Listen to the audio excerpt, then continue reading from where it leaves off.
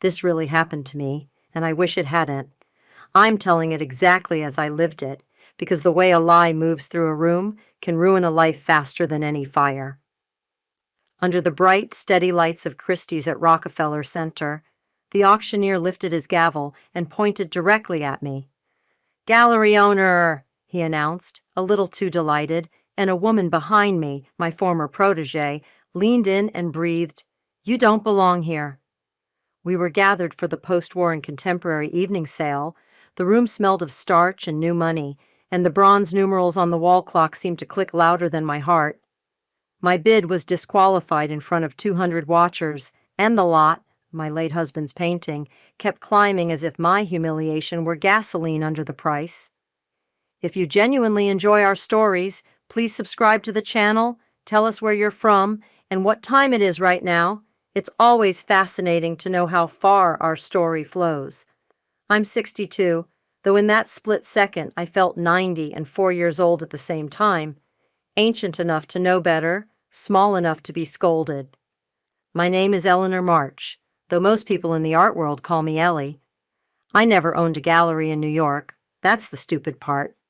I taught art history at the University of New Mexico, wrote appraisals for estates, and for a few chaotic years, I ran a tiny space off Canyon Road in Santa Fe, where the ceilings leaked in monsoon season and the heat worked only when it wanted.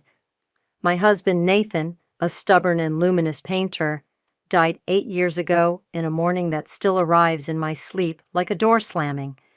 The last thing I ever thought I'd be doing, at this age, was raising a numbered paddle in an auction room and having a man in a tuxedo call me something I was not.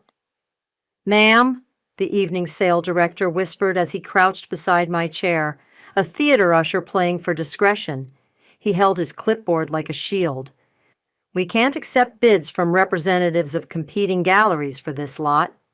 "I don't have a gallery," I said, but it came out thin and airy. "I'm a widow. I'm here to buy my husband's work back." He smiled softly, the kind of smile you give a child with rules they won't understand. "The registration lists you as Vale projects." 4 rows behind me, Cassandra Vale crossed one leg over the other, her heel dangling like a metronome. We used to call her Cassie when she was 23 and washing wine glasses in my Santa Fe kitchen, drunk on the fumes of turpentine and ambition. Now she was Cass, just Cass, the brand. Glossy hair, a perfect black suit, Vale projects stitched into the world like a tattoo you couldn't laser off. The auction specialist, his name was Oliver Dane, had been to her Tribeca openings, I knew, because I'd seen their faces together in pictures. I also knew Cass had tried to buy 2 of Nathan's pieces from a widow in Taos, and that when the widow declined, the pieces somehow ended up in a Westchester storage unit anyway, and the widow changed her number. Gossip comes home like a stray cat, especially when you've been feeding it for years. "That registration is wrong," I told the sale director, steadying my breath.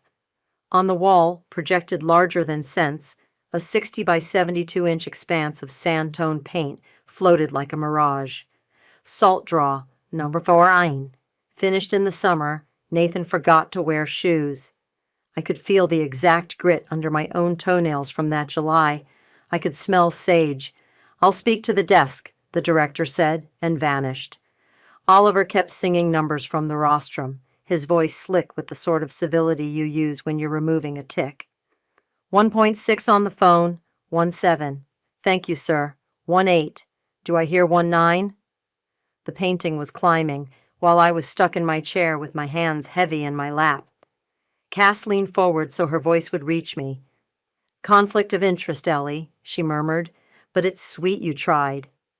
I kept my eyes on the painting to keep from turning around and clawing at her throat. I remembered the afternoon Nathan had finished it, in Taos, at the rented adobe with the one blue door. He'd stepped back, squinting, and he'd said, "It's like the desert forgot something and finally found it." He was tricky like that, moody, generous, a hurricane in a human body. When he died, I kept everything. I sold a few small works to pay medical debt and taxes. The big ones, the ones that smelled of that summer, those I kept. I inventoried them in a ledger I kept in a shoebox, and I photographed each one on our back wall where the light fell truest at 4 in the afternoon. I had that ledger still. I had the photographs. I had receipts and emails and instructions scrawled on napkins in Nathan's distracted hand, the words he used to use when he was telling me where a painting belonged, as if paintings had homing devices. So how had Salt Draw Number 14 ended up here, on this wall, under these lights? 2 million, Oliver said, and the room exhaled in that flirty, greedy way. Rooms like that exhale. 2.122. Thank you. The director returned. He knelt again. Ms. March, the registration contains a tax ID linked to Vail Projects and a contact email. Which one? I asked. accountsvailprojects.com. Mail to accountsvailprojects.com. That's not mine. It's attached to your address. I live in Santa Fe. And a bank letter from First Republic on Vail Projects letterhead. I looked at his small, neat hairline and thought of the white cliffs outside Santa Fe, where the wind knocks the breath from your chest. Someone forged my registration. Someone wants to keep me from bidding. From the rostrum, Oliver's gavel rested like a sleeping animal. He called, out, at 2.5, 2.6, thank you, and nodded at a man in the front row with a watch thick as a cuff.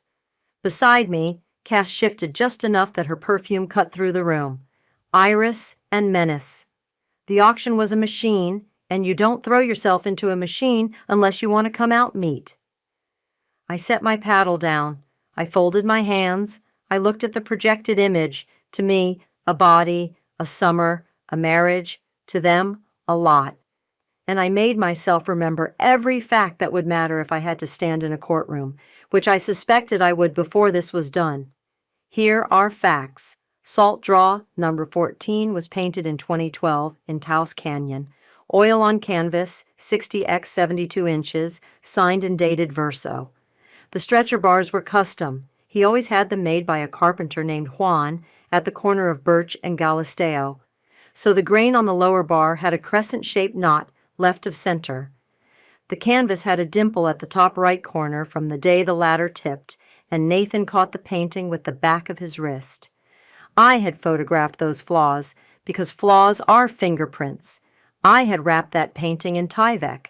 I had locked it in a climate-controlled unit at U of O in Long Island City after the pipes in my Santa Fe house whispered in winter. I had signed the storage contract myself. When the unit fees went up, I cursed and paid. I had not, at any point, consigned that painting to any gallery or auction house or private dealer. If you want to know what resolved people sound like, it's not the language of fury, it's the language of inventory. 2,000,009, Oliver sang. 3 million, thank you. At 3 million with the phones. I got up. Cass's head tilted, the interested look of a cat spotting prey that's changing tactics. Don't, Ellie, she said quietly.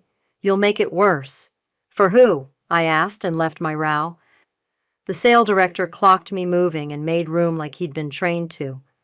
I walked out past a woman in emerald silk, whispering bargain, past a young man in sneakers whose hair cost more than my car insurance, past the roped-off area where the phones were manned in perfect choreography.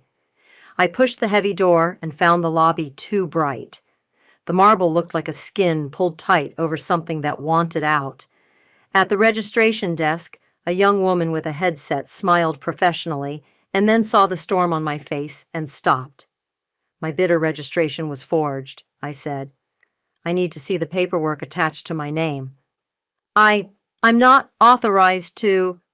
Get someone who is. She vanished and returned with a man whose tie was so precisely knotted I wanted to cut it in half. He introduced himself as client services. I introduced myself as a woman who had paid the storage on a painting. She was now watching March toward $3.5 million, and whose bid had been publicly voided because someone had attached a tax ID and an email to her name that belonged to a gallery she did not own.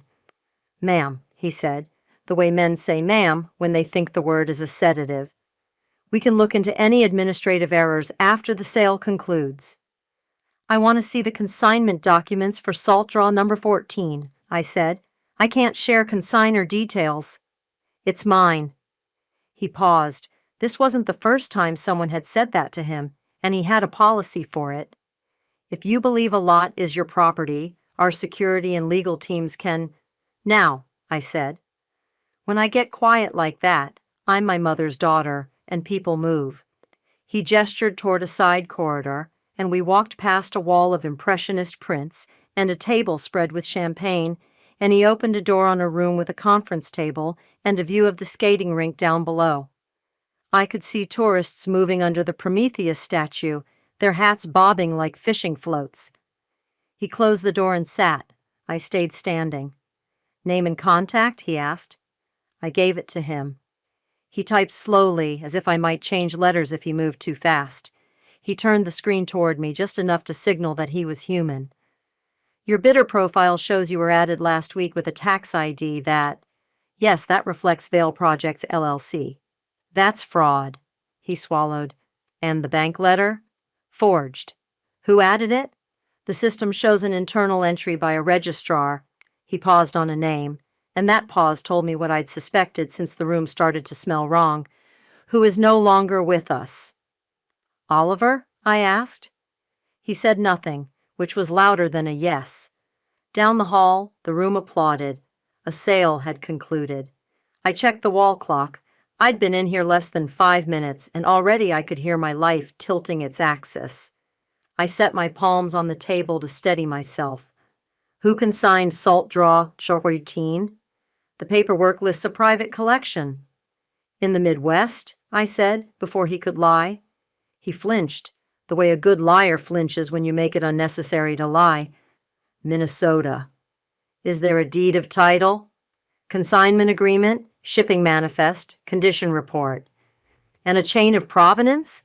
From a 2013 private sale. In Santa Fe? I said. My voice was a wire pulled taut. He stared and then consulted his screen like he could hide inside it. From Canyon Road, he said. I didn't sell that painting, I told him. I moved it to storage in 2015. If you have a consignment from a Santa Fe gallery, it's a fraud. He sat back, trying a new tactic. Corporate sympathy. Ms. March, these matters are complicated. If you have documentation— I do. If you can provide a legitimate claim— I will. And you should know that if the consignor is acting in good faith— There's no good faith here. He glanced at the door, which taught me he was calculating how soon I'd leave. Let me bring in legal, he said, and fled. I stood alone with the rink glittering below and realized I hadn't breathed properly since the gavel first rose. I filled my lungs. I took out my phone and texted the only person who could help me navigate a machine like this without losing a limb.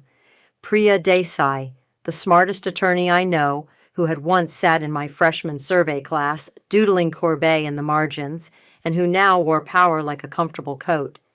She answered in 2 dots and then a ring. Ellie, she said, you never call from New York unless you're eating oysters or on fire. On fire, I said. I told her about the forgery, about the registration, about Cass smiling behind me as if she'd finally found the lever that moved my life. Okay, she said, her voice switching to the cadence of strategy. Here's what we do. 1, do not get thrown out. 2, get copies, emails, contracts, anything they're willing to show. 3, you have a storage contract from U of O. We'll subpoena records if we have to, but first, ask nicely. 4, do not talk to Cass. Let her talk to you if she wants. Record nothing. Promise nothing. 5, we move on 2 fronts. Replevin in New York Supreme for the painting, and a fraud complaint with the AG's Charities Bureau if Vail Projects is laundering donations or moving inventory through a DAF. Does Cass have a donor-advised fund? She calls it philanthropy, I said. She has her name on a wall in Chelsea for giving a piece to a museum she never owned. Then she has a DAF, Priya said. Ellie, I need you calm. I need you to think like a document. You took inventory photos? Yes. Stretcher bars, signatures, Defects? Yes. Perfect. Breathe. I'm going to text you a checklist. Don't leave the building. If the lot sells, fine. We'll file a motion to stay the release. If it doesn't, better. But either way, we show up at 60 Center Street tomorrow morning with paper. Make them say no on the record where they're afraid to lie. Okay. And Ellie? What? If Cass said you don't belong there, she needs you to believe it. Don't. The door opened. Client services returned with a woman in an impeccably cut charcoal dress and a smile that had seen worse. Ms. March, she said, shaking my hand, I'm Rachel from legal. Let's see if we can untangle this. She listened. She asked gentle, pointed questions. She took notes. This was a woman who had learned to sit very still while storms knocked on glass walls. At the end, she said, We'll review any documents you can provide, and we'll suspend release of the lot if a good faith claim emerges. That painting is my husband's, I said again. Not for her, but for me. From the rostrum while we spoke, the room applauded once more, and then again. People clapped with the relief of money well spent. Rachel stood. I'll give you my card. Send anything you have tonight. We will not release until we've looked. That I can promise. It was something. It was not enough. In the lobby, Cass waited for me, because of course she did. She stood by the bronze horse in the alcove like it was footage she had staged. A few men bent around her in a halo of interest, as men will do when a woman gleams so hard it blinds them to the edges. She dismissed them with a tilt of her head when she saw me. We faced each other like desert and sky, two emptinesses pretending to be bigger than they are. You're not going to get far with righteous, she said softly. This is New York. I have contracts, I said. I have photos. You have memories, she said, and a bad filing system. Your email is on my registration. She didn't flinch. Oversight. Your banker? Helpful. Oliver? Gone. There it was, the loose thread, dangled. Gone where? Out, she said, eyes bright. When walls leak, we patch. And when you steal from a dead man?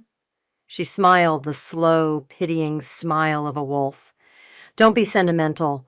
Paintings want to be seen. Nathan would have hated them sleeping in a Queens warehouse. Uovo is in Long Island City, I said automatically, and her smile widened because the small correction was proof that I still cared enough to argue. And it's not sleep when a painting sits in storage, I said. It's rest. Even saints rest. Saints, she said, as if the word tasted expensive. You always love the metaphors more than the math. There was a buzzing in my hand. Priya's checklist arrived like a rope thrown into cold water. I read the first item and felt the shape of my spine again. The math is next, I said. You'll hate the math. She leaned in, one last theater whisper for the night. You're in my town now, Ellie. You never learned the angles. I taught you the angles, I said. She turned away, as if bored, which is a kind of violence, and floated back toward the doors. Men followed the way fall follows summer. I stepped out onto Fifth Avenue. The air had that iron taste city air gets when it squeezes past too many buildings. The flags along the street snapped like applause. I walked north without thinking, just moving my bones until the hum inside me found a rhythm. When I reached St. Patrick's, I stood on the steps and stared at the stone. Tourists took pictures and went away. I sat on the steps and opened my phone and pulled up the storage account. My monthly receipts sat in a neat row of emails, UOVO, reminding me I was a good client who should pay even better. I scrolled until I hit the day that had gone wrong. September 14th, 3 months ago. An automated confirmation, transfer complete. I had not authorized a transfer. I opened it. The details were simple and horrifying. Unit 5C, Crate M23, released to Vail Projects upon presentation of a letter of agency. Signature on file, Eleanor March. I stared at my own name as if it belonged to someone rude. There was an attachment. I tapped it, and my husband's painting blinked at me in a grainy photo. Beside it, a letter that looked official enough if you didn't know how my signature curled on the downstroke of the M, and not, as this one did, on the up. My stomach went strange. The letterhead looked like mine 12 years ago, before Priya had bullied me into updating. It would have been laughable if it hadn't already moved a crate. I called Uovo. The voice on the line was calm, and then less so when I recited the details. "We'll escalate," the manager said. "We keep ID scans at release." "Please," I said, and my voice sounded like someone else's. "Please send them, tonight." She hesitated. "Are you on the account's authorized list for documents?" "I'm me." Silence, then professionalism plugging holes. "We'll see what we can do." I texted Priya the screenshot. She responded with a 10-word verdict. "We're going to court in the morning. Be ready early." A group of tourists laughed nearby, the kind of big laugh you bring to New York because you paid for it and you're going to use it. I felt something in me go still and clear, like ice on a horse trough at dawn. Humiliation is loud, resolve is quiet. I stood, folded the paper of the city back around me, and walked toward my hotel, the library on Madison, where the lobby smelled like cedar and apology, knowing with cold certainty that somewhere, inside some glass of white wine, Cass was celebrating the way tonight had played.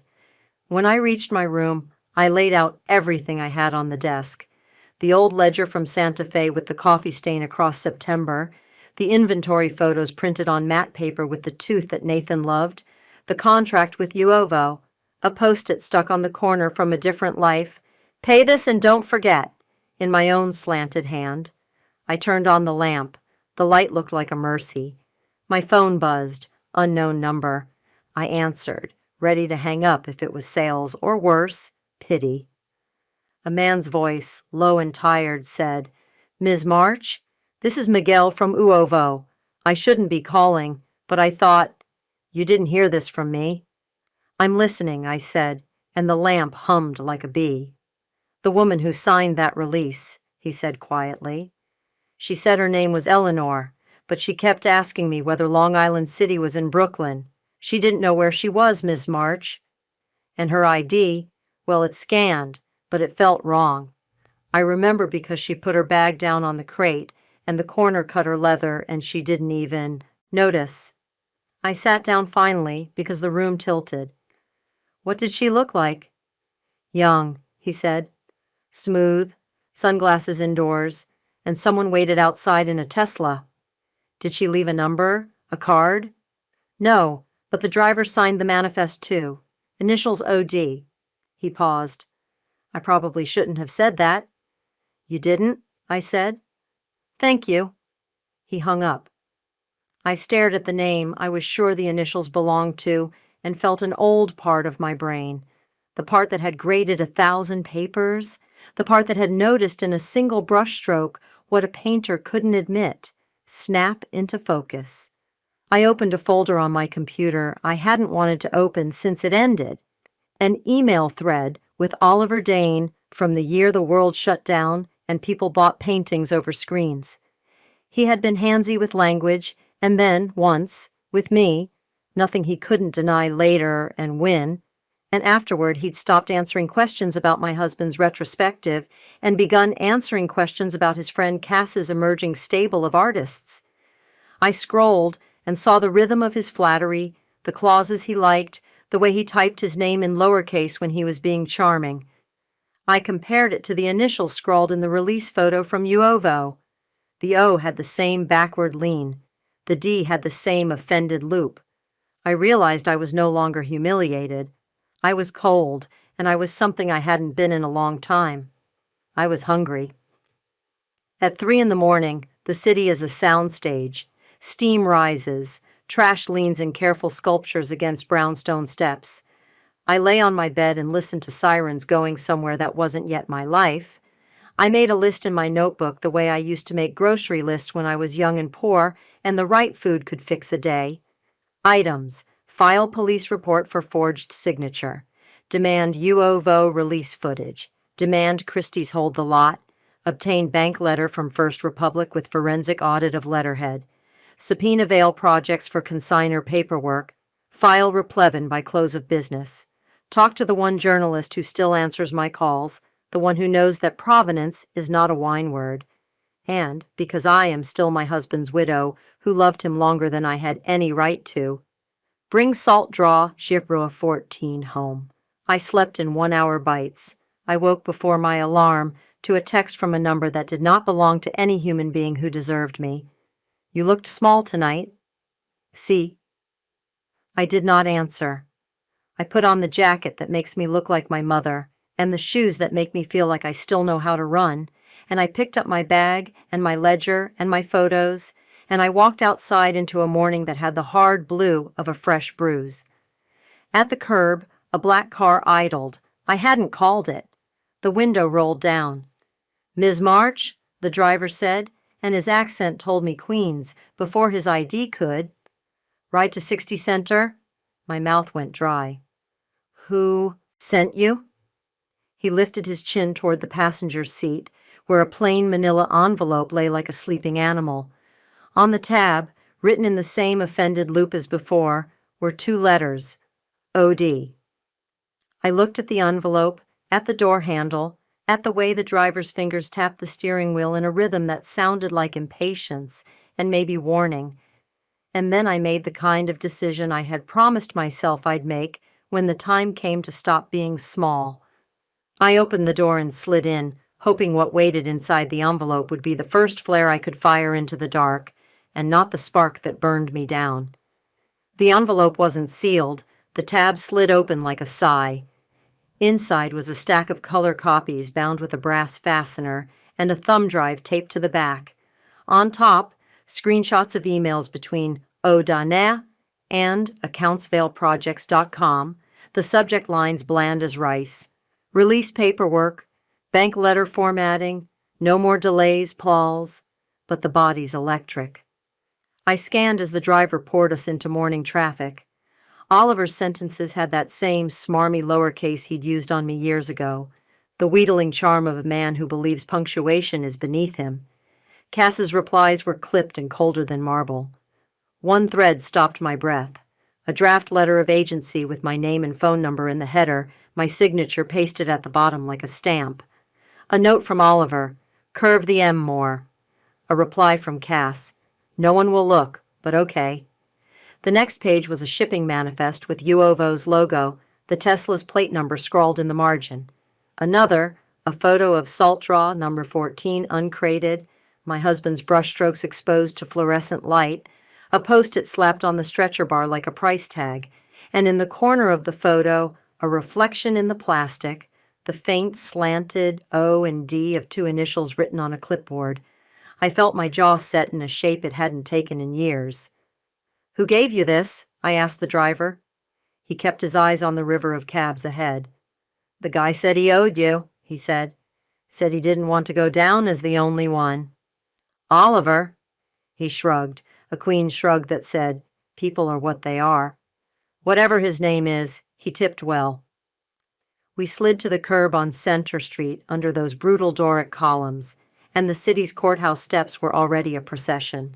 Lawyers in navy, messengers with wheeled crates, a woman in heels too thin for the cracks in the sidewalk, everyone moving with the particular pace of a place where stakes are inked. Priya stood under a bald, leafless tree, a folder tucked tight under her arm, her hair pulled back like a blade. She clocked the envelope in my hand and the pulse in my throat and nodded once, business and love in the same motion. "We'll file an order to show cause for a temporary restraining order," she said as we climbed the steps. Article 71 Replevin, conversion, fraud.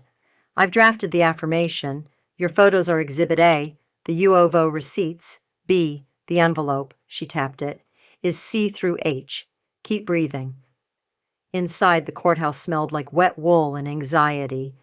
We threaded through security and up the marble stairs, whose banister had been polished by a century of hands. Priya steered us to a clerk's window, where a woman with reading glasses on a chain controlled a kingdom with a stamp pad. "Emergency application," Priya said softly. The clerk peered at my face, my age, my plain jacket, the tremor under my skin, and at Priya's neat stack of paper, and then at gravity itself. She stamped, shuffled, and sent us to Part 54, a courtroom with wood the color of tobacco, and a portrait of a judge who glared like he could stop time. Justice Kim took the bench like a man who had promised himself to be fair and found the world resistant. He listened to Priya, whose voice becomes a scalpel in these rooms.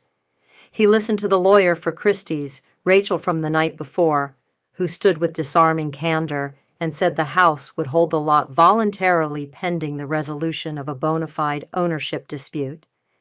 He listened to the fact that my husband's painting had been removed from storage on the strength of a forged letter and a forged signature, and to the fact that my bid had been publicly voided by virtue of a bidder registration I had not created.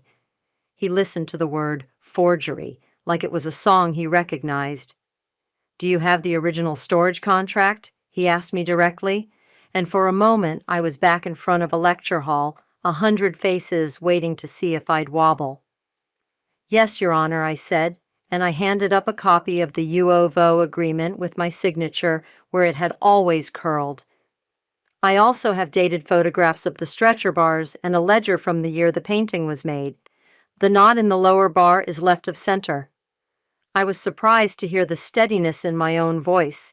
Facts had always been my faith. He nodded, rifled, and then set the papers down.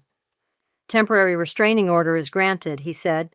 "Auction house is enjoined from releasing the painting to any party without further order of this court. UOVO is directed to preserve and produce surveillance footage and ID scans related to the release. Respondent Veil projects will appear on the return date and show cause why the painting should not be immediately replevied to petitioner. Counsel, confer on a schedule. Ms. March," he looked at me over his glasses. "I've seen uglier things happen to beautiful objects. Don't mistake delay for defeat." We stepped into the hallway with a piece of paper that might as well have been a shield. Priya kissed my temple, a quick kiss against my hairline, an old student blessing an old teacher. "Now," she said, "we go to the cops." At one police plaza, the art theft squad occupies 3 desks and an old map. A detective named Morales, with a coffee stain on his tie, took our statement.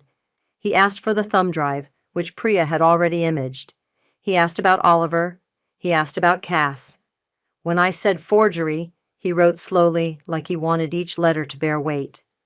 He called UOVO while we sat and ate vending machine peanuts without tasting them. The manager on the line was suddenly very cooperative. "Yes, detective, we keep everything. Yes, we can pull it up. Yes, the license plate. Yes, the sign-in sheet. Yes, the young woman with the sunglasses." He hung up and looked at me over his notes, the way people look at a painting too long and finally see the underdrawing. "This won't be fast," he said, "but it won't be nothing." By noon, we were uptown at First Republic. Priya is a polite hurricane in a suit. She asked for the branch manager and mentioned subpoena, bank fraud, and reputational risk in 3 different registers. We saw the letter on their screen, the one on Veil Projects letterhead with a JPEG of their logo, misaligned by a degree.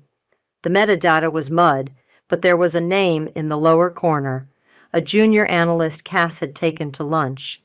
"He doesn't work here anymore," the manager said, and rubbed a thumb along the edge of his desk like a man wishing for a cleaner world. By 2, the UOVO footage was in Detective Morales's Dropbox. He called to tell us what the cameras had seen, a woman who was almost me if you didn't know me, an expensive coat, a wig of sensible brown hair, a pair of cheap drugstore readers. She signed my name with diligence, but no history. She left with a crate in a Tesla whose plates they already had. The driver's signature, OD. "He's not subtle," Priya muttered, and I thought of the envelope in my bag, of guilt dressed up as conscience. We spent the afternoon in Priya's office near Bryant Park, the windows looking down on a grid of umbrellas in the mist. She wrote, "I watch the room lessen and enlarge with my breath." She called a reporter I trusted, a woman named Leah at the Times, who kept her notepad like a sword and had fact-checked a single date with me for 20 minutes once because she believed detail was an ethics. Off the record, Priya said to her now, for the moment, but watch the docket. Leah's hum simmered through the line, interested, checking, and then, because the math had to happen, we set the trap. New York is one-party consent, Priya said, flicking a slim recorder in her palm. If you can get Cass to talk to you about the painting, provenance, release, anything, we will have her telling on herself. She's arrogant. She'll want you to know how smart she is. Use that. She typed as she spoke, an email to Cass from a dummy account I'd used with students who want to argue about grades. Offer her what she wants, legitimacy.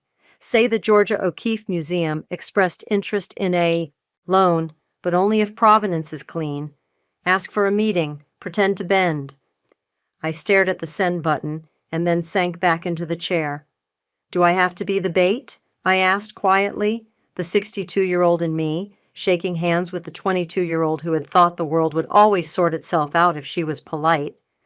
I won't ask you to do anything you can't do, Priya said. But she said you don't belong. The fastest way to make her say that where it counts is to let her believe you do. The reply landed 18 minutes later.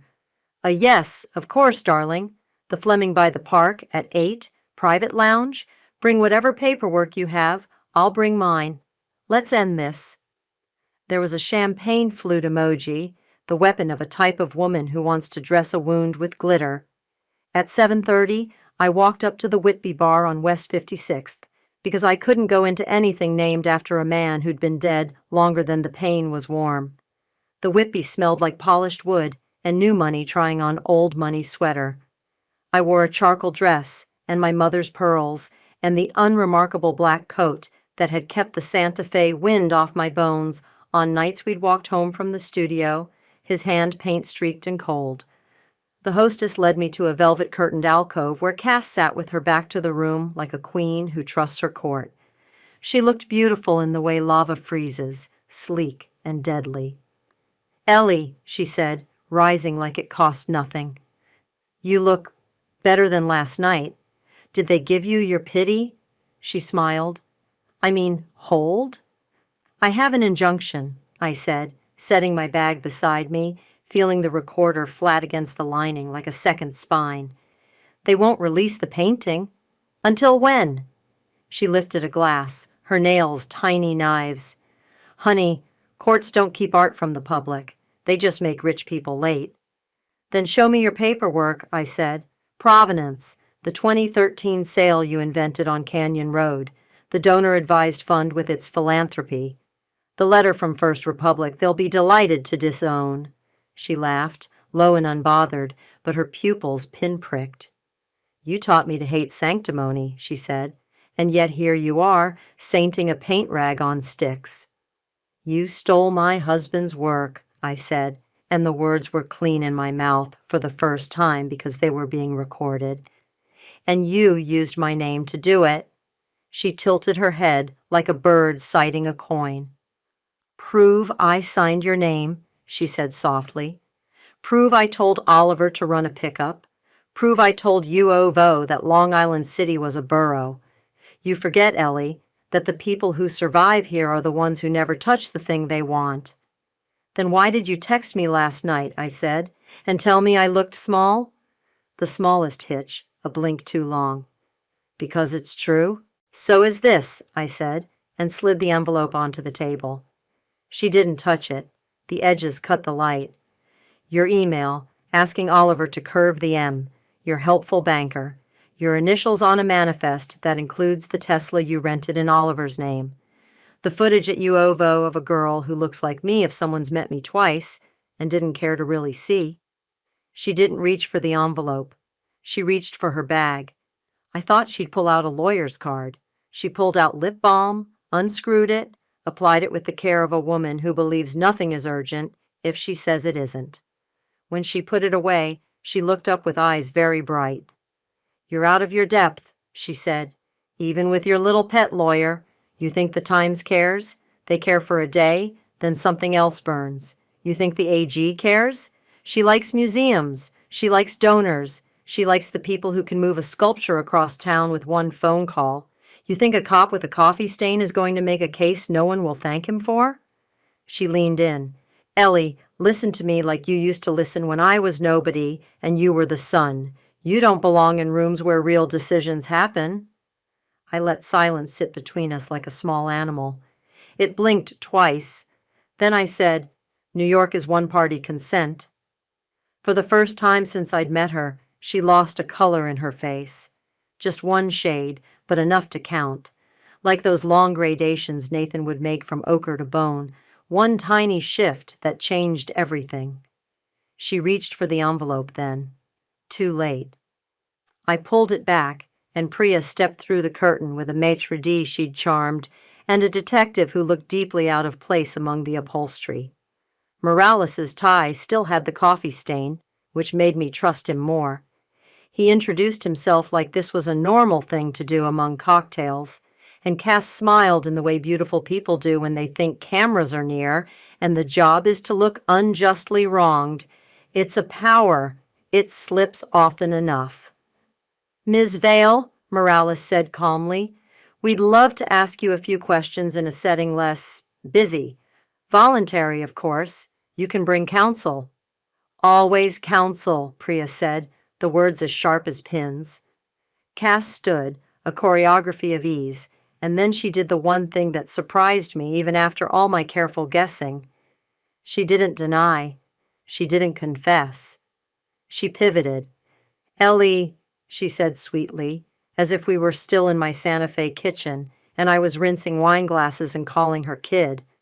We could have done this together. You could have let me make him famous faster. But you never understood that the world owes debt only to the people who send invoices. Then consider this my invoice, I said. The rest moved like weather you've read about, and then recognized the second the air shifts. Christie's issued a statement the next day about enhanced diligence and holding consignments under review, their language ironed flat until it meant nothing and everything. The Times ran Leah's story above the fold online with an embedded video still from U of O, a slim fake me, a cheap wig, a signature that tried too hard. Donors with 7 surnames and 3 artworks on loan texted each other things they would later delete. The AG's office sent a letter that sounded like a throat clearing from Olympus. First Republic's general counsel called Priya twice. The auction house sent an apology to Ms. March, so careful it could have cut cloth. 2 weeks later, we were back in Part 54. Vale Projects arrived with a lawyer whose cufflinks used to mean something. He argued from a lectern like he'd been paid in untraceable cash and good scotch. He called me confused and mistaken and grief-stricken, and I watched Justice Kim's left eyebrow tick toward the portrait on the wall. Priya spoke once for 5 minutes and handed up a stack of paper an inch thick, spiral-bound like a thesis, transcripts, emails, manifests, thumbnails from footage with timestamps burning like little suns in the corners. Oliver, subpoenaed, de-perched, sat in the back row with a face the color of printer paper and looked at his shoes. When the judge asked him a question, he answered, and every syllable undid a stitch in Cass's dress. Petitioner's motion for replevin is granted, Justice Kim said at the end, and he might as well have been saying, home. Sheriff is directed to seize the painting from respondent or the auction house if necessary and deliver to petitioner pending final adjudication. Preliminary injunction against transfer remains in effect. We'll schedule a hearing on damages. He looked at me then, not the room. Ms. March, he said, go get your painting. The sheriff didn't need to go to Christie's. Rachel had the canvas waiting in a secured room with a guard who looked like he'd wrestled better than people twice his size and lost less. The crate opened like a prayer chest. The Tyvek peeled back the way clouds sometimes leave a long blue scar. There it was. Salt draw. 14. That summer trapped and humming. Nathan's stubborn hand in every field of color. I put my fingers on the stretcher bar where the crescent knot lay, left of center, and my bones recognized my life like a dog recognizing its person from the step. We hung it in my Santa Fe living room 3 days later, on the wall where the light still falls truest at 4. I invited no one. I made green chili stew the way he liked, even though I wasn't hungry. I sat on the floor with my back against the couch and watched the painting be a painting again. No lot number, no gallery owner accusation hovering like a ghost. Just heat and sand and the ghost of his wrist in the dimple near the top right corner where he'd caught it from the ladder and cursed and kissed. My shoulder because I'd laughed. The world did its professional damage to Cass. The AG filed a complaint. There were words like scheme and pattern and falsified business records, and a judge signed a piece of paper that said, "Stop." Her donor-advised fund found itself suddenly very advised by counsel. The museum took down the vinyl lettering of her last name, quietly, on a Monday before opening. The Tribeca lease ended early when the landlord developed an allergy to investigations. The men who had once haloed around her redistributed their attention to the next bright thing that did not bite. Oliver pled to something with a number in it and vanished into a consulting job in a city without galleries. Christie sent a bouquet large enough to make the room smell like a funeral home. I let it wilt and then gave it to the trash.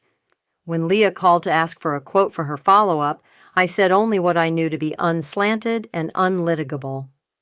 Paintings don't belong to the people who can speak the loudest, I said. They belong to the people who make them and the people who keep faith with that making. She printed it, and a woman stopped me on Canyon Road the next week and said, "I clipped that," and I wanted to kiss her forehead for seeing the thing I meant without asking me to make it nicer. Spring came to the high desert slower than the city's calendar allows. The chamisa woke up. The light tilted into longer gold. There were days I forgot the taste of that auction room's air, and days it would waft back at the turn of a doorknob. One morning, Priya and I drove to Abiquiu with coffee we burned our tongues on and blues on the radio. We parked near the place where water cuts earth into pages and walked in the shallow of a sky so open it could forgive anything. We didn't talk about court. We talked about my students who married each other and the ones who married the work instead and the messes we'd chosen that had turned into families. On the way back, I said, "Do you ever miss the person you could have been if you'd stayed small?" She laughed into the wind and said, "No, but I write her letters sometimes to tell her what she won't miss." I thought of the night on Fifth Avenue when the flag snapped and the air tasted like iron, and I believed for a second that what Cass said was true, that I didn't belong, of how belonging turned out to be a trick card, a word you can trap someone with or free them with depending which way you lean. I thought of the old ledger with its coffee stain, of the knot in the stretcher bar left of center, of the way evidence is just love that's been filed well. Back home, at 4 p.m, the light did what it always did. It moved across Salt Draw Napier 14 like a hand-smoothing fabric. I stood in the only spot on the rug where you can see every field without the glare off the glass, and I waited for the breath to leave me in the same place it always left me, just below the ribs. It did. It felt both like morning and like the end of morning, which is a trick I'll never learn to name. The phone rang. Unknown number. I picked up because I wasn't afraid of unknowns anymore. "Eleanor?" A woman's voice, unsteady. "I'm calling because I found something in a storage unit in Westchester. There's a label with your husband's name. I didn't know who else. Someone told me you were the one who knows where things belong." I sat down, slowly. "Tell me what you see," I said. She described a canvas I knew too well, and wanted back with a want I will never apologize for. I wrote down the unit number, the name on the lease. It wasn't Cass's. It was a shell she'd used when shell was safer than skin. It didn't matter. I stood, my bones now confident in this choreography, and I put on my jacket and I handled it. I called Morales, I texted Priya, I sent a photo of my ledger to the woman so she'd know she could trust me with what she'd found. The machine would turn again, but now I knew where to stand, so I didn't get ground to meet. That night, I sat with the painting until the room darkened around it, and it glowed like a map of a country that had forgiven me for leaving and come back to meet me at the border. Out on the street, my neighbor's kid practiced French horn and missed a note and tried again and got it, and the trying sounded almost as beautiful as the note itself. I thought about the first night I'd met Cass on a stoop in the heat, how she'd looked not yet weaponized, how ambition can make art or eat it, how no one tells you which way it will tilt until you're already sliding. I thought of the auctioneer's pointing hand and the stupid joy in his voice when he said, "gallery owner," and how humiliation is a terrible teacher if you let it be the last one. I went to bed, my last text a photograph to Priya of salt draw number 14 in its spot, the 4 o'clock light now memory instead of fact, the caption a single word, home. I slept like someone who had paid debts and sent invoices and settled accounts, which is to say not perfectly, but with a ledger's peace. In the morning I woke before the sun turned the ceiling pale. I padded barefoot to the living room. The painting was there, of course. What a miracle to say, of course, about something you'd almost lost. The window was a dim rectangle. Outside, a bird was practicing the same 3 notes and then changing its mind. I stood in front of the canvas and put my finger near the dimple, not touching, never touching, the way you do with a thing that's been through too much and deserves your restraint. Somewhere, in some other room far away from mine, Cass would wake and rearrange the math. She would find a new angle. She always had. There are women who prefer ash to apology. There are rooms designed to make you believe you need an invitation to enter them. There are auctioneers who will point to you and tell you what you are because the room wants a story and they want to be the one to tell it. I turned and poured coffee, and when I came back, I stood in the spot again where the light, later, would perform its old mercy. I listened to the bird. I felt the floor cool under my soles. I looked at my husband's work. At a summer we wouldn't get back and didn't need to if we could keep it the way it was. Stubborn, luminous, a desert that remembered what it had forgotten. "You don't belong here," she had said, and for a while I had believed her. The trick is that belonging is often just evidence and will, a ledger and a stubborn heart, a knot in a stretcher bar left of center, and the refusal to let someone else write you out of your own room. The end.